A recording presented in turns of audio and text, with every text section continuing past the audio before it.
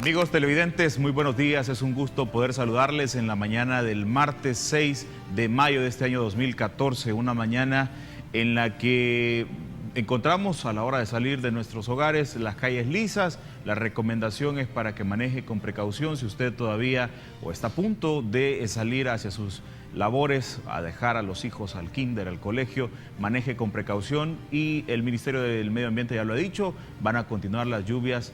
Las probabilidades de lluvia son bastante fuertes para este día en horas de la tarde, aunque el clima caluroso se va a mantener. Hay que estar preparado y hay que estar atento ante cualquier situación que puedan generar las lluvias. Ya veíamos en imágenes que presentábamos temprano en Teleprensa que algunas comunidades en San Martín, por ejemplo, se vieron afectadas producto de las fuertes lluvias que el día de ayer cayeron sobre territorio salvadoreño. Vamos a hablar esta mañana, amigos televidentes, del transporte. Vamos a conocer qué ha pasado con el Citrams y esta mañana le quiero presentar con muchísimo gusto a mi invitado. Es el viceministro de Transporte, Nelson García. Se encuentra con nosotros nuevamente y le damos la más cordial de las bienvenidas. Viceministro, qué gusto tenerlo nuevamente por acá. Bienvenido. Buenos días, Samuel. Gracias por la invitación. Gracias. Vamos a hablar, amigos televidentes, acerca del proyecto del Citrams. ¿Cuál es el avance que se tiene? ¿Cuál es el promedio de avance en la obra, en la construcción de la obra y también la capacitación para los motoristas que van a ser los encargados de trasladar las unidades de un lugar a otro? Quédese con nosotros y también sea parte de esta entrevista a través de sus comentarios. Lo puede hacer a través de las redes sociales. La página en Facebook es la que está en este momento en la pantalla de su televisor, facebook.com/perspectivas33 y también en Twitter @perspectivas33. Comuníquese con nosotros para trasladar más adelante también sus comentarios al resto de la audiencia. Viceministro, ¿en qué situación se encuentra el proyecto del Citrams? Habían fechas ya que se venían anunciando, por ejemplo, a mediados de mayo, que podría iniciar ya el funcionamiento del mismo, pero me gustaría escuchar de parte suya, ¿cuál es la situación en la que se encuentra actualmente el proyecto del Citrams? Bueno, de hecho, este es un proyecto, Samuel, que le hemos venido trabajando desde hace varios años. Estamos en etapa realmente constructiva. Hemos tenido, dijéramos, de parte en los diferentes tramos. Nosotros dividimos la obra en 4 grandes proyectos y se contrataron a empresas para que realizaran cada uno de ellos. El primero que se contrató fue precisamente el de la terminal de integración de Soyapango. De ahí hice el tramo 1, tramo 2 y el paso a desnivel que conecta el bulevar del Ejército con el Arturo Castellano. Quiero decirte que en el caso del tramo 1 y el paso a desnivel, pues no tuvimos mayor dificultad con las empresas salvadoreñas que han hecho un excelente trabajo, pero no ha sido así tanto con la empresa que se adjudicó la obra para construir la terminal de integración de Soyapango y, dijéramos, en cierta medida también hemos tenido alguna dificultad con el segundo tramo. Este es un tema que cuando se planifican este tipo de obras que son complejas, de hecho uno ve un cronograma de trabajo y espera de que ese cronograma se vaya cumpliendo. Sin embargo, hay aspectos que exceden de la misma, dijéramos, facultades nuestras que tienen que ver ya con la operatividad propia de cada una de las empresas constructivas y esto nos ha generado, dijéramos, alguna dificultad y eso lo hemos vivido en la terminal de integración de Soyapango, lo hemos vivido en el segundo tramo que va precisamente desde Fena de Sal hasta la 33. ¿Qué tan graves son estas dificultades que se han presentado en estos puntos que usted me menciona? Bueno, realmente no son, dijéramos, en el caso del segundo tramo, que se ha concluido totalmente la pista, pero donde hemos tenido, dijéramos, alguna dificultad ha sido precisamente en la construcción de las estaciones. Ha habido, dijéramos, de parte de algunos aspectos que han excedido el tiempo que teníamos planificado para hacerlos. Te voy a poner un ejemplo en el caso del parque infantil. Obviamente en el caso del parque infantil lo que nosotros hemos pretendido en todo momento es afectar lo menos posible al parque. De tal manera que el primer diseño dijéramos que teníamos, afectaba levemente, había que mover lo que llamamos el trencito, ¿verdad? Secultura nos dijo, mire, nosotros les damos el permiso, pero no nos gustaría que movieran. Entonces hicimos un nuevo diseño moviendo la estación para no tocar, y eso afectaba y tocaba la estación de la venta de combustible, la estación 1 que está ahí, y eso nos afectaba, y por lo tanto entramos en un proceso con ellos para que nos permitieran tomar una esquina de su propiedad para construir. Claro, eso nos ha llevado, dijéramos, un tiempo bastante, no estaba, dijéramos, dentro de la planificación, porque ese tipo de cosas nos han ido moviendo, y lo otro es que Secultura ha sido, con nosotros, dijéramos, bastante, nos ha puesto una cantidad de requerimientos bastante grandes que hemos ido cumpliendo, pero que eso también nos ha ido ampliando los tiempos para el otorgamiento de algunos permisos. Este tipo de cosas nos ha generado, dijéramos, atraso en la construcción de las estaciones, quiero decir, porque las pistas han quedado construidas totalmente, tanto el tramo 1 como el tramo 2. Igual hemos tenido las dificultades, como decíamos, en el caso de la terminal de integración de Soyapango. Realmente es trabajar con algunas empresas muchas veces se vuelve un calvario, y se vuelve realmente para uno y para nosotros como gobierno, que nuestro objetivo fundamental es darle al ciudadano un nuevo sistema de transporte que cambie, dijéramos, la situación que hoy tenemos. Es nuestra aspiración, y por eso es que hemos estado trabajando arduamente. Sin embargo, hay aspectos que exceden, como decía, de nuestra voluntad, y dijéramos, los que construyen saben que es así. Hemos tenido otras dificultades bastante grandes en el segundo tramo, como es el hecho de que en el caso de ANDA, en los gobiernos anteriores nunca dejaron, dijéramos, los planos de las diferentes tuberías que pasan por el área, de tal manera que hay tuberías que se han ido encontrando. Entonces, cuando nosotros conformamos un equipo interinstitucional para hacer este proyecto, que se llamaba, dijéramos, estaba ANDA ahí, nosotros le dijimos, mire, ¿cómo estamos las tuberías? Bueno, lo que está en los registros de ANDA es que no aparece. Y ciertamente los compañeros actuales de ANDA, pues ellos han tenido razón. Lo que ha ocurrido es que en los gobiernos anteriores nunca dejaron, dijéramos, los planos y las tuberías donde pasaban. De tal manera que hemos encontrado tuberías que nadie sabía que existían, por ejemplo. Entonces, ese tipo de cosas nos ha generado, dijéramos, complicaciones. Por un lado, bueno, porque se han identificado, ¿verdad? Pero por otro lado, realmente nos ha generado, dijéramos, atraso. Viceministro, ¿y qué dice el contrato firmado por la empresa con el Ministerio de Obras Públicas referente a los atrasos? ¿Qué disposiciones legales son las que aplican en este caso por haber incumplido los tiempos, por ejemplo, en el contrato estipulado?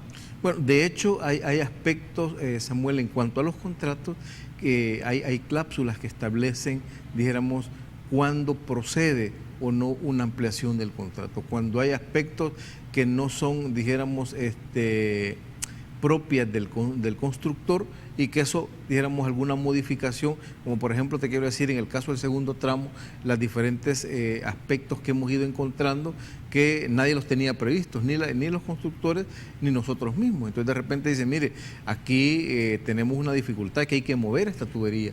Y mover esa tubería significa realmente parar la obra y esperar que se mueva la tubería. Entonces, ese tipo de cosas no son imputables al constructor, y por lo tanto hay aspectos que sí permiten la modificación o la ampliación de los plazos, dijéramos, de construcción. Eso nos ha pasado en el segundo, dijéramos, tramo. En el primer tramo hubieron aspectos que sí, dijéramos, justificaban la ampliación de la construcción de la terminal. Ya lo decía la vez pasada, ahí también surgieron aspectos que no estaban contemplados, el hecho que ahí antes era un botadero de basura, y eso generó complicaciones, aspectos que han tenido que ver con señalamientos de departamento de accesibilidad, por ejemplo, donde dice, mire, ahí lo que se requiere es una rampa no de esta cantidad, no de este ancho, sino de más tiene que ser más amplio. Entonces ya eso significa una modificación de cada uno del diseño que hizo la empresa que hizo precisamente el diseño, que es el que va cumpliendo. Entonces, hoy en la construcción, en este caso de la terminal, que es diseño-construcción, se ha ido modificando algunos aspectos que algunos justifican, dijéramos, la ampliación de los contratos, y eso está establecido en los contratos mismos. Es decir, por el momento se descarta algún tipo de sanción para las empresas que han presentado algún tipo de retraso en el proyecto. Bueno, realmente en el caso más dramático para nosotros ha sido el tema de la terminal de integración de Soyapango, ¿verdad? La última modificación que se hizo es a partir de el ascensor, porque tenía una medida en el diseño, pero la unidad nuestra de accesibilidad planteó que esa medida no corresponde a lo que se necesita realmente, porque ahí va a ir una silla de ruedas, etcétera. Entonces las medidas, obviamente el constructor agarra el diseño y empieza a ejecutar el diseño, de tal manera que dice, mira, este diseño no corresponde, entonces por lo tanto debe haber una modificación. Entonces dice, sí, yo la modifico, pero yo requiero entonces un poco más tiempo, porque ya no lo quieren de 1 metro, sino de 1,20, de 1,10. Ese tipo de cosas nos ha generado, dijéramos, algunas complicaciones, y obviamente son parte, dijéramos, de los procesos constructivos muy complejos que requieren este tipo de obra. Pero las pistas, dijéramos, están concluidas totalmente, donde hemos tenido dijéramos, atraso ha sido en cuanto a las estaciones. Se está avanzando en cada una de ellas, cada día se avanza, y esperamos, dijéramos, poder concluir, dijéramos, la obra lo más pronto posible. Bien, vamos a hacer, amigos televidentes, la primera pausa comercial esta mañana. Quédese con nosotros. Estoy conversando con el viceministro de Transporte, Nelson García, y hay más temas que conversar acerca del proyecto del Citrams. Quédese con nosotros.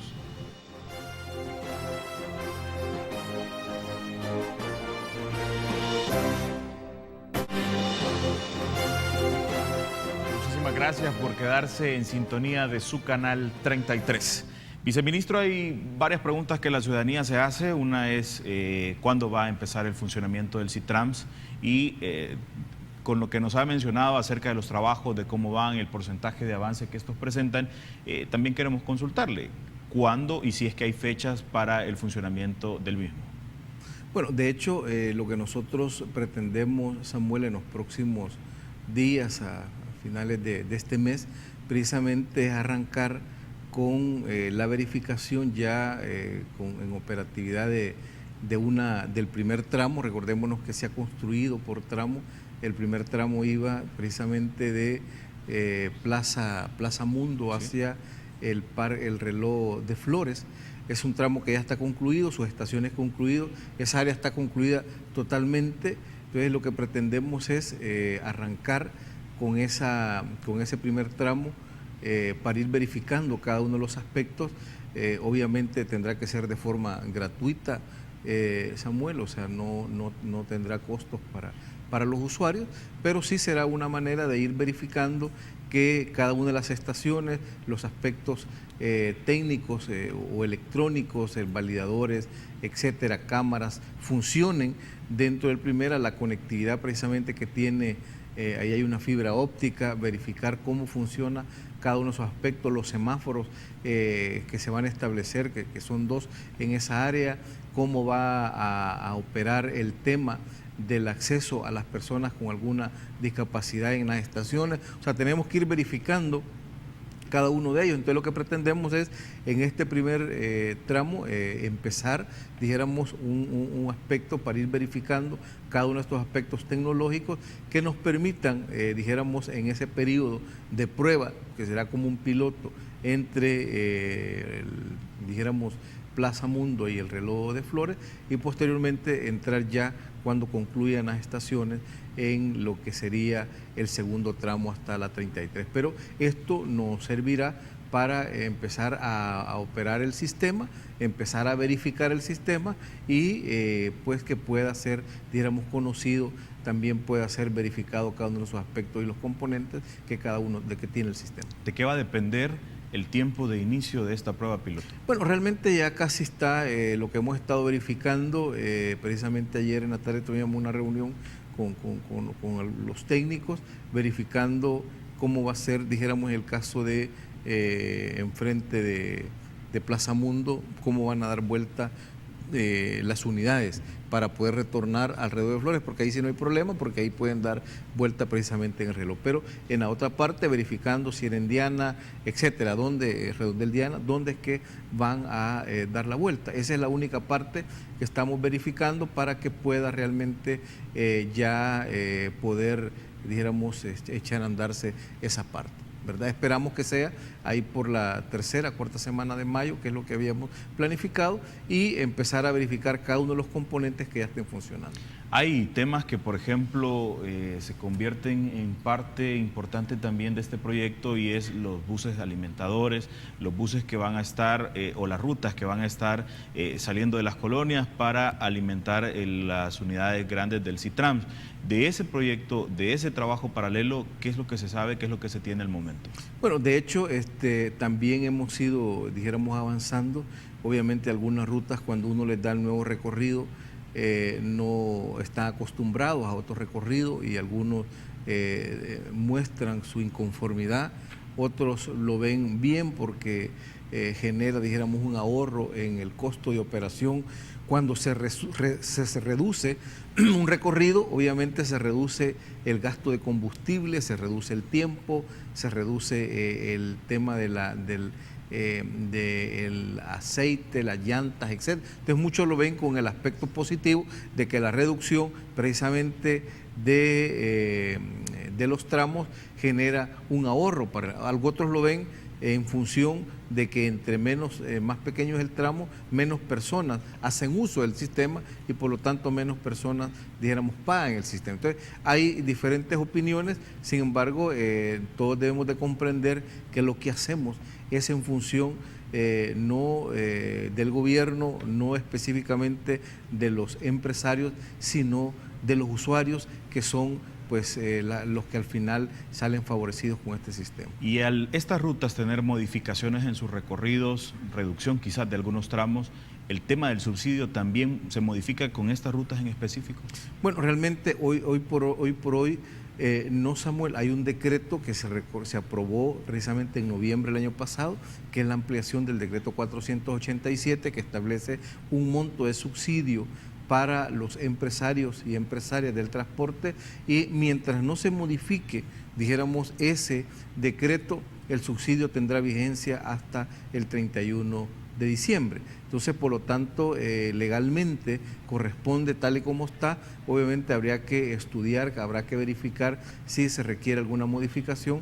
De hecho, nosotros hemos hecho un planteamiento sobre la posibilidad de que el subsidio no se otorgue por unidad de transporte, sino por pasajero movilizado. O sea, quiero aclarar de que nosotros consideramos que el subsidio debe seguirse otorgando para mantener una tarifa asequible, dijéramos, a los usuarios, pero creemos que debe cambiarse la forma y debe de entregarse directamente al usuario y dársela al empresario por cada una de las personas que movilice. Obviamente esto requiere la posibilidad de un sistema tecnológico que garantice contabilizar los pasajeros que mueve cada unidad para pagarle a partir de eso.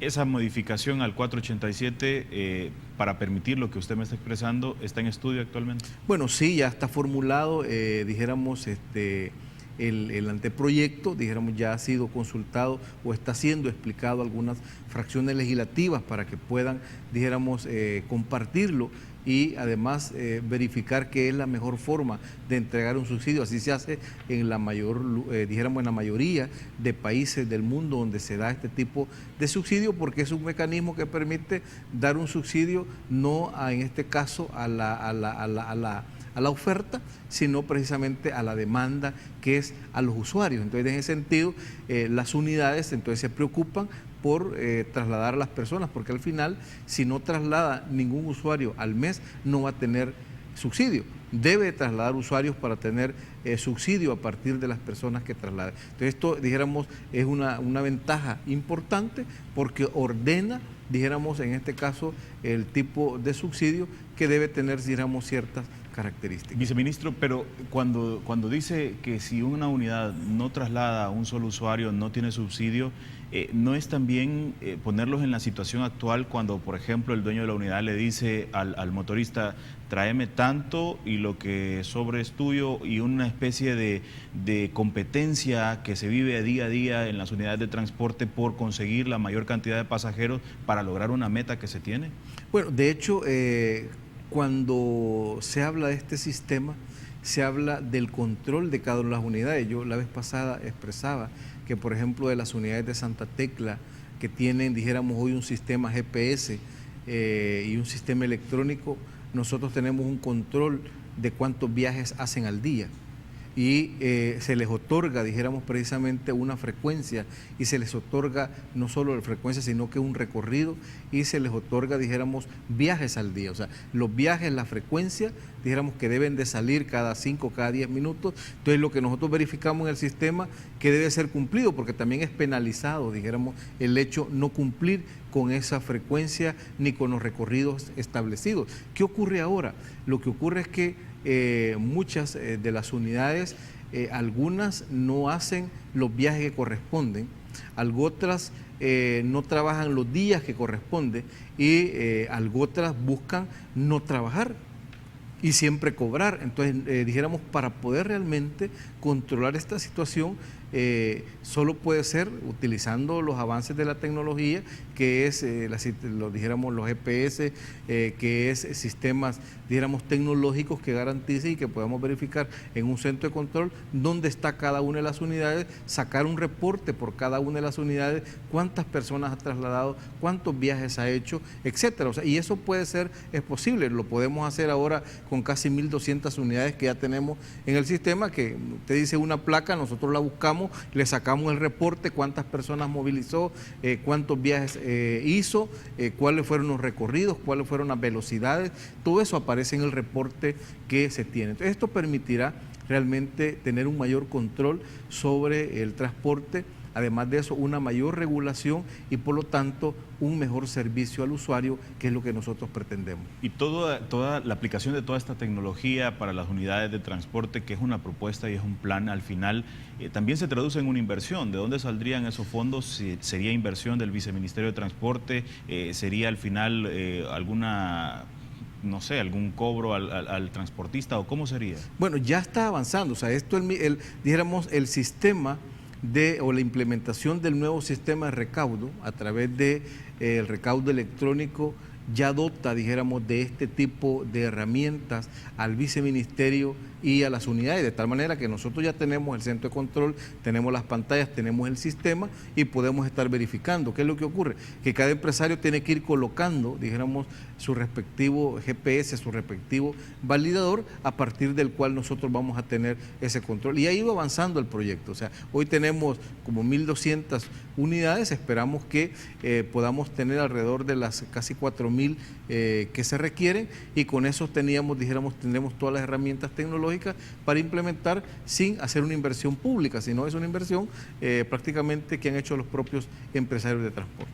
Bien, vamos a poner una pausa en este momento, amigos televidentes. Hacemos espacio para nuestros anunciantes. Regresamos con más de este tema. Quédese con nosotros y, al igual que lo han hecho, amigos televidentes, usted también participe de las redes sociales con sus comentarios a través del Facebook y, por supuesto, en nuestra cuenta de Twitter. Volvemos.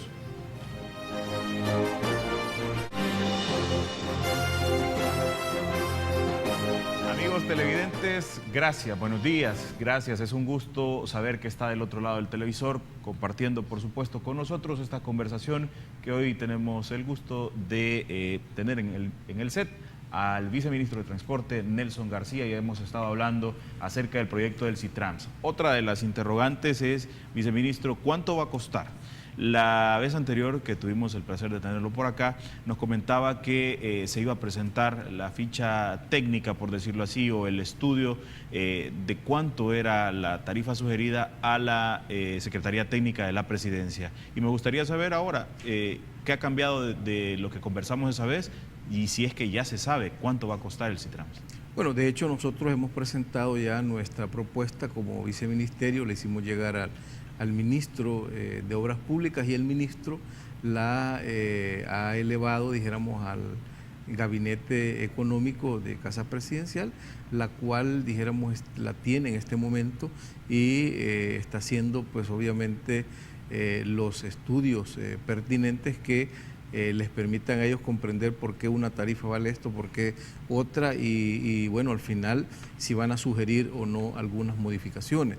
Esperamos que en los próximos días podamos ser citados para poder realmente seguir explicando y que se pueda dar a conocer ya a los usuarios, ¿verdad? Por el momento sigue todavía en vilo saber cuánto va a costar la tarifa del Citrans. Sí, dijéramos, no podemos expresarlo, lo único que quiero decir que aquellos que han estado especulando, porque he leído y leo permanentemente algunas especulaciones que va a costar unas cantidades quiero decirles de que pues van a terminar, dijéramos, como reflexionando de que hay que trasladar de forma diferente la información, porque van a darse cuenta que el esfuerzo que ha hecho este gobierno es por mantener tarifas asequibles que le permitan un alivio a la familia en vez de golpearla financieramente. Y eso lo van a poder ver a la hora realmente de verificar las tarifas, que son tarifas totalmente asequibles, como decía, algunas menores de las que hoy se pagan, algunas casi iguales y otras un incremento un poco leve, pero que al final, dijéramos, económicamente, pues son, dijéramos, aceptables y asimilables por cualquier familia.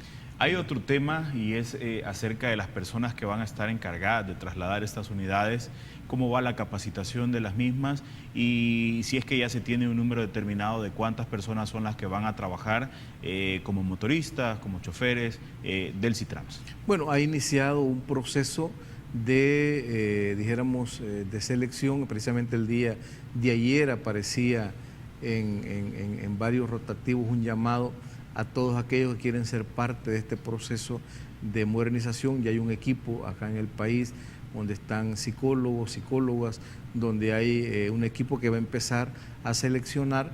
Van a todos aquellos que estén interesados, se les ha llamado a que retiren su solicitud, su currículum, debe de llevarlo a la feria donde estarán siendo, dijéramos, evaluados. Posteriormente habrá una evaluación no solo teórica, sino también una evaluación práctica, habrá, dijéramos, una entrevista psicológica y posteriormente habrá ya de este grupo de personas, entrará en un proceso que de ese grupo se clasificarán los que trabajarán. O sea, hay como alrededor de 3 coladores, 4 coladores para poder tener los mejores motoristas. Precisamente también se está esperando que lleguen personas del sexo femenino. Entiendo que se va a hacer llegar una solicitud a la Secretaría de Inclusión Social para que nos hagan llegar, ellos han capacitado también a un grupo de mujeres motoristas, que nos hagan llegar ese grupo de mujeres para también poder someterlas al proceso y que puedan ser, dijéramos, parte de la modernización del transporte en el manejo. Entonces estamos en el proceso ahorita, esperamos que a partir, si no me equivoco, a partir del día de mañana, pasado mañana, puedan estar en la feria.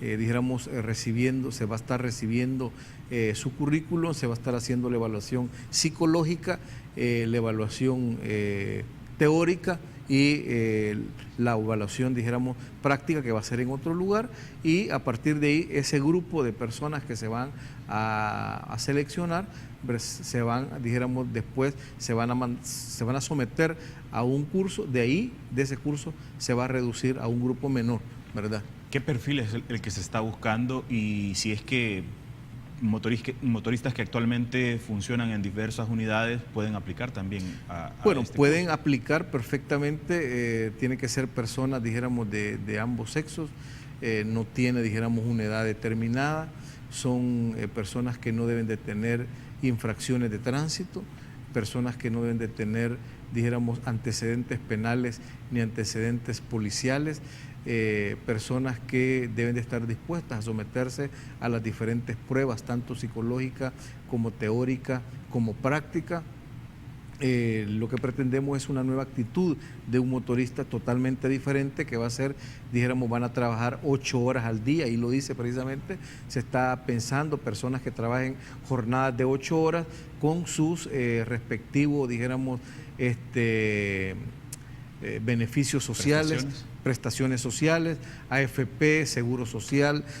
Hay un área que se llama el área de incentivos, que es el incentivo que se le da al motorista cuando éste no comete ninguna falta, cumple con sus horarios, cumple con sus recorridos, no es, dijéramos, denunciado por ningún usuario de maltrato. Entonces este tiene un incentivo y ya parece parte de un sistema de incentivos que se les va a otorgar a estas personas. De tal manera que lo que pretendemos es crear una nueva cultura de motorista, pretendemos posteriormente irlo llevando a todo el sector de transporte. Creemos que los motoristas o los conductores o los choferes deben de estar, dijéramos, en un régimen diferente al que hoy tienen. Creemos que debe ser, dijéramos, sus jornadas laborales como establece el Código de Trabajo de 8 horas, sus prestaciones sociales, un salario, dijéramos, digno, que les permita tener estabilidad financiera, y esto creo que va a ir cambiando también la misma situación del transporte. Obviamente, Samuel, este es un proceso que no es un proceso ni corto ni fácil, ¿verdad? Sino que es un proceso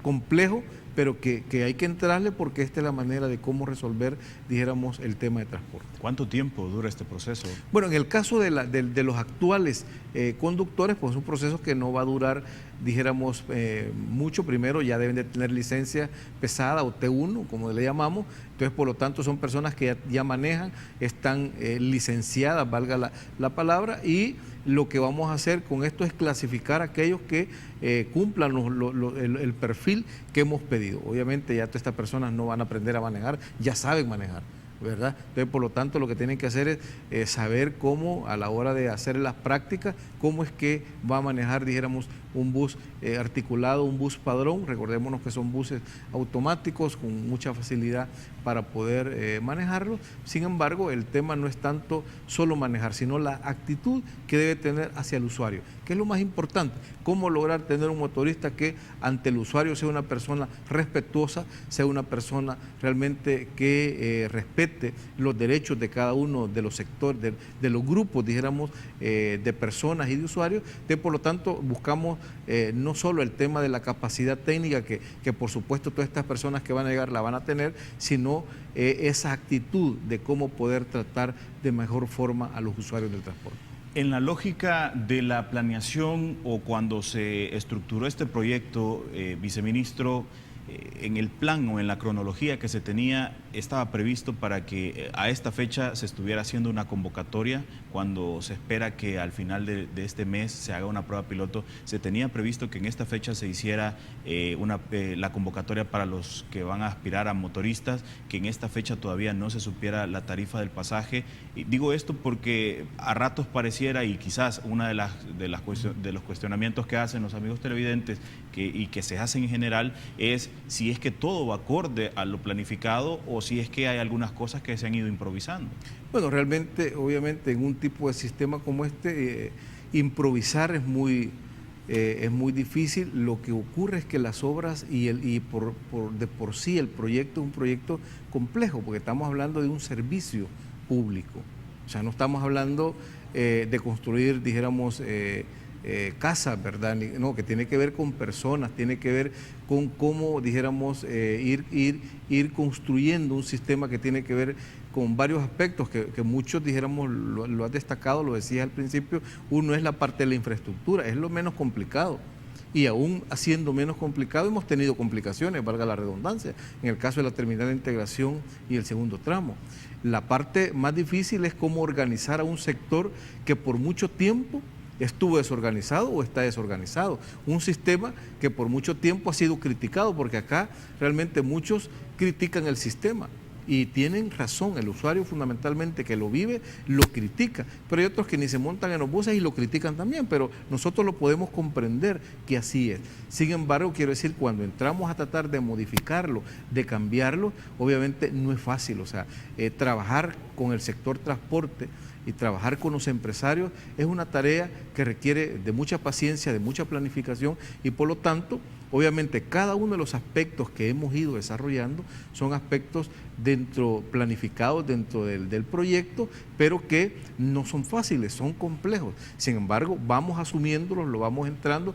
En el caso de la tarifa, ciertamente ya está, obviamente falta porque la aprueben, pero en ningún lugar del mundo se da a conocer una tarifa un año antes de que un sistema empiece a funcionar, ¿verdad? Se da a conocer cuándo va a entrar. Obviamente vamos a desarrollar toda una campaña también para que los usuarios puedan ver la diferencia, porque yo quiero decirte, una tarifa puede ser menor y un medio no la va a destacar, o algunos no la van a destacar. No va a decir, mire, hoy están pagando menos, ¿verdad? No que si un centavo más va a decir, mire, ya le aumentaron un centavo. Y así, o sea, hay una manera, dijéramos, no... para trasladar la información creemos que debe haber mucha objetividad, o sea, con mucho positivismo de lo que estamos haciendo es cambiando una situación que por mucho tiempo nadie quiso hacerlo y que es complejo. Entonces, por lo tanto, cada uno de los aspectos que estamos desarrollando son parte de la planificación de este sistema. Y quiero decir, o sea, tenemos ahí un grupo de motoristas que son los que han estado operando y por lo tanto no tenemos, dijéramos, prisa de decir, mire, al finales de mayo no vamos a tener motoristas. Sí tenemos, pero tienen que ir, dijéramos, los salvadoreños, porque los que están son de la empresa operadora, que son la empresa C99, que es la que opera Transmilenio en Colombia, con mucha experiencia, con un expertise realmente de más de 15 años, ¿verdad?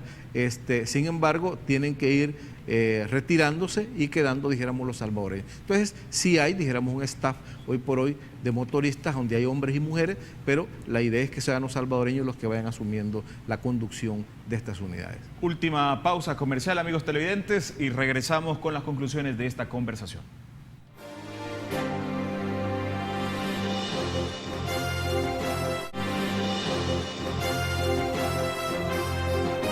Quiero aprovechar estos últimos minutos para hablar de otro tema y es el de la tarjeta prepago, a propósito del comentario que hace el amigo César Erroa, que dice, actualmente ya uso la tarjeta prepago, me imagino que ya compró el plástico y dice, cuando subo a las unidades me dicen que el sistema no sirve y lo reporta que ocurre en las rutas 11, 11A, y la ruta A. Entiendo que es el comentario. ¿Qué ha pasado con este proyecto, viceministro? Bueno, realmente este proyecto, como los diferentes proyectos de modernización dentro del sistema de transporte, son proyectos que han experimentado mucha resistencia, o sea, después de vivir una situación, dijéramos, el sector y a ir incorporándose a la modernización, en este caso de la tarjeta, muchos motoristas realmente son los enemigos de este sistema. Entonces, cuando el ciudadano va y dice, no, mire, aquí págueme efectivo, la tarjeta no la utilice porque no sirve, está desconectado y se inventa cualquier cosa. El sistema sí sirve, o sea, ese sistema nosotros lo estamos verificando por ahí en el viceministerio, en una sala como esta, donde está el centro de control, pero hay resistencia de parte del motorista para que el usuario utilice. Hay mucho usuario que quiere utilizar su tarjeta porque es mucho más cómodo, etcétera. Sin embargo, el primero que se opone es el motorista. Obviamente no es el dueño, no es el empresario, sino es el motorista porque él está acostumbrado a utilizar la tarifa, a recibir el dinero y cuando ve que todos utilizan tarjeta ya no va a manejar el dinero, ya no va a manejar las tarifas. Cuando se sube, dijéramos, una persona al bus, que ocurre con este amigo, y va a pasar la tarjeta, le dice, no, págueme en efectivo porque no sirve. Entonces, estamos en un esfuerzo, dijéramos, permanente, los empresarios, el viceministerio, de incentivar el uso de la tarjeta, pero también de verificar qué motoristas son los que están boicoteando, que hoy por hoy quiero decirte que es una buena parte de ellos. Hemos hablado con los empresarios para que empecemos a tomar medidas. Obviamente, ¿para ellos hay sanciones? Sanciones? Realmente el problema del motorista es que es una persona contratada por el propio empresario de transporte.